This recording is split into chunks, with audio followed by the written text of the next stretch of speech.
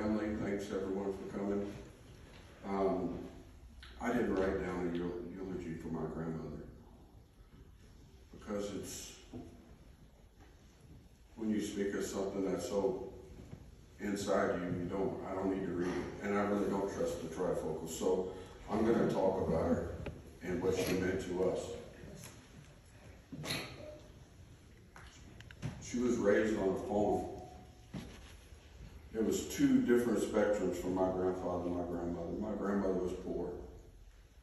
On a cotton farm where they raised cotton and watermelon, made their own soap, and many times would tell me we were poor, but we were clean.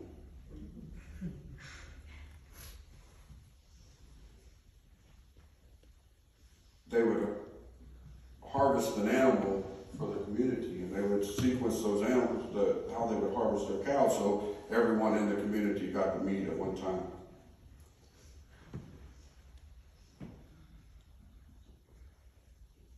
She told me about the horse they had. I said, "You ride the horse, Mom?" She said, no, it was for pulling the plow. But the cleanliness was later on in life, and some of my cousins, and certain my father, and ever know. There was a time when we were kids, you walk in our house and you got hit with a fog of ammonia. And she had a mop in her hand with a big smile on her face, and I didn't understand how she was breathing. But that was her chemical of choice to clean. All right. Sorry. My grandfather was in the store business. My grandmother worked right alongside, but she was into gardening and animals. And frequently we would go to the Quincy auction on Saturdays, and Papa would buy cows, and we would buy, me and Eric and Jackie and Cindy, the first group. She would buy us rabbits, and she would buy us goats, and she would buy us the things that we would tend to when we went to the farm every day. And I remember her calling me one day and saying, "Come to my house, we need to go to the farm and tend to your rabbits." Well, we had put them in a big cage right in the center of the chicken yard. Well, they had multiplied and multiplied and multiplied till the rabbit cage was full. And we get out of our truck at the farm, and she has a hammer, and I didn't really understand. I said, well, maybe we're going to build some more pens. I saw Dennis do this and clock him in the head. And we go to the farm, and she pulls the plywood off the top of the cage, and she grabs a rabbit, and I immediately started crying. And that rabbit meat was passed off as chicken and gumbo for the next year. I mean, she took care of the rabbits. But everything she had on that farm, we produced for the family. It was stuff for us to eat. I remember us all being water hose. We didn't go in her house to get water. We drank a lot of water out of water hoses with that nasty taste. And she planted satsuma trees along her fence, so we had our snacks. I remember her words that me and Eric would make fun of: blue jean, shrimps, and the one that always meant we were going to go into work was "Being I got you here."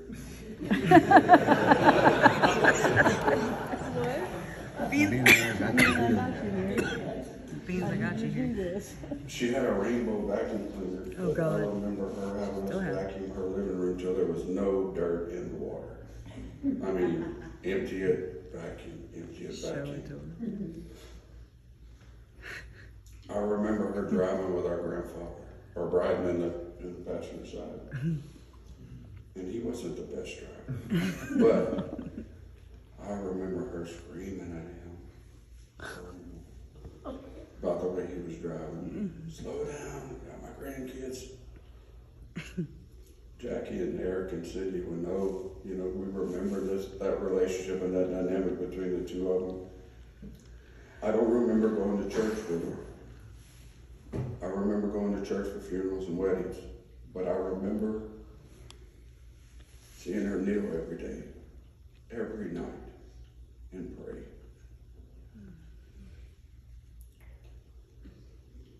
I remember her loving two men romantically in her life, my grandfather and Elvis Presley. And we would listen, and she would tell me about her and her sisters going to the dance, and we'd listen to Elvis. And I remember her telling me about the cotton farm. I remember driving with her, bring her to Dallas to see my father. And one instance we passed a field and it was full of cotton. She said, pull over, pull over, pull over. Okay. We walked in the middle of the field and she pulled the cotton swab or whatever out of the plant. And she showed me the seeds inside the cotton, and then she started to cry.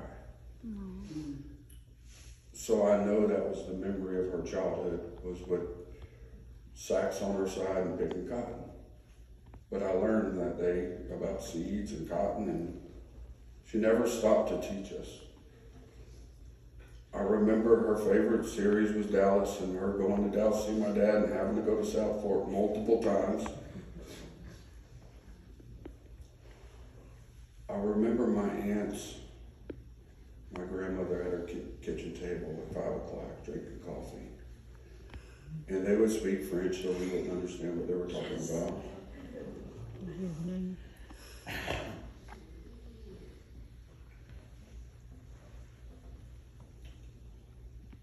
So we had the farm where we were getting calls to go unload feed the animals every day. Don't go in the pasture with the Red Bull.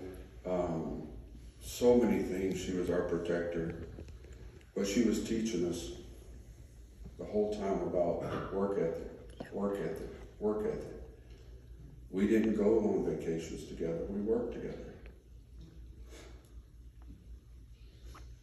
I remember Piccadilly on Saturdays. Oh, God. And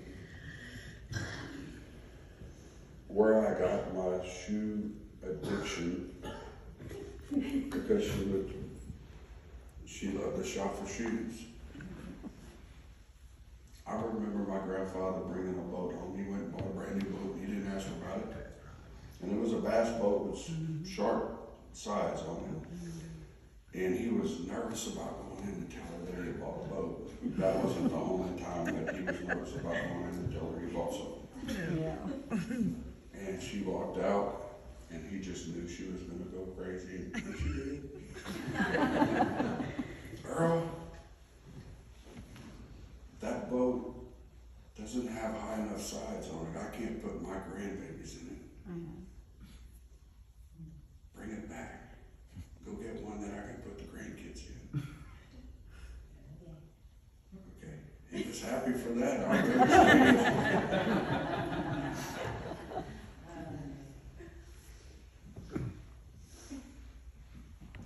We bagged so much ice.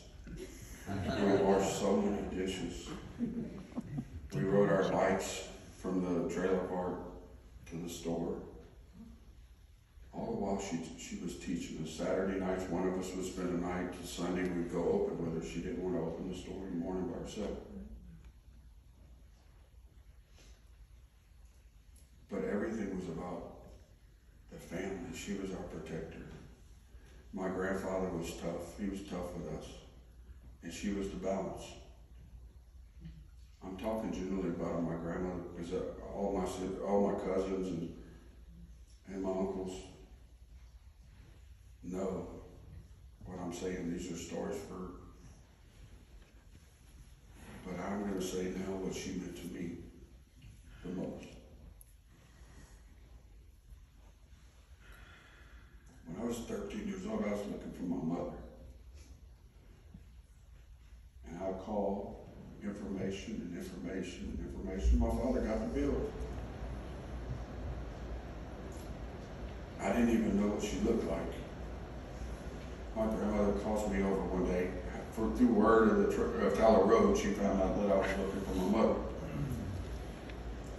And she says, "Do you want to see what your mother looks like?" I said, "Absolutely, yes.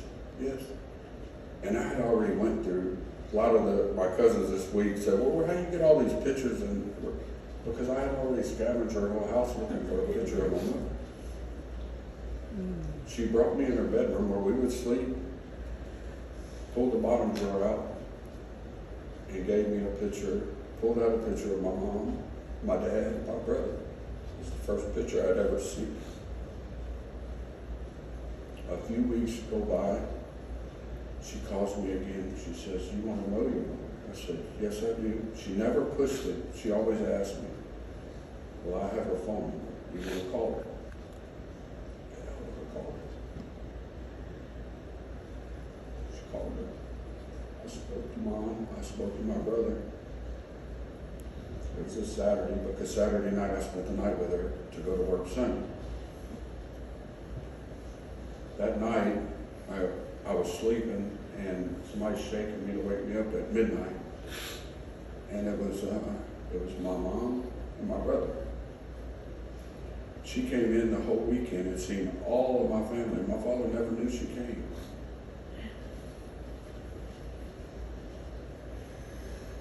She was my protector. She rescued me more. And everybody in here has a story about that. I'm going to close with what Aaron told me this week that hit home for me. Was for the last few years, he's been taking care of her every day. And we would talk and say, I don't understand how he's doing it. I just don't understand how he's doing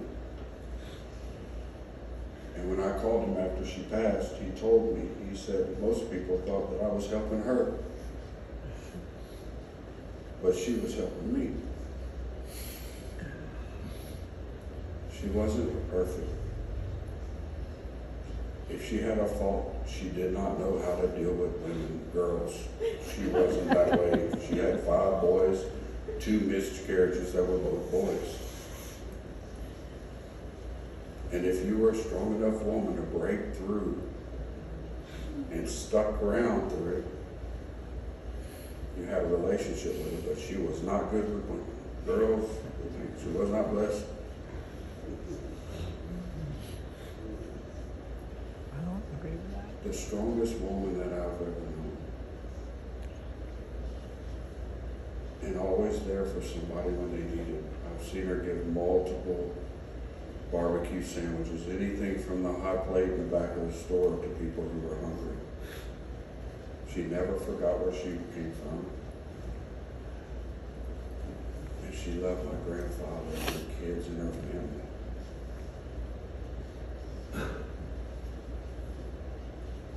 Say hi, Papa. I love you.